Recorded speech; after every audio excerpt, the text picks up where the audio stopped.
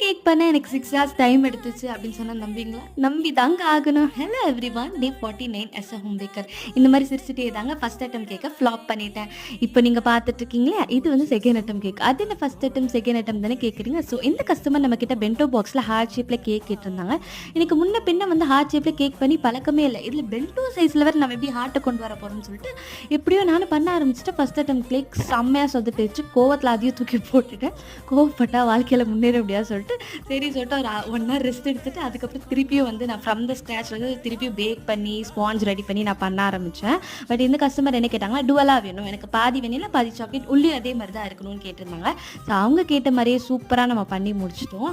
But it's Worth தி வெயிட்டிங்க. செம்மையா இருந்துச்சு. And உங்க ஆளையும் இந்த வேலண்டைன்ஸ் டேக்கு சர்ப்ரைஸ் பண்ணணும்னா, நம்மகிட்ட கேக், கப் கேக், ப்ரௌனி எல்லாமே இருக்கு.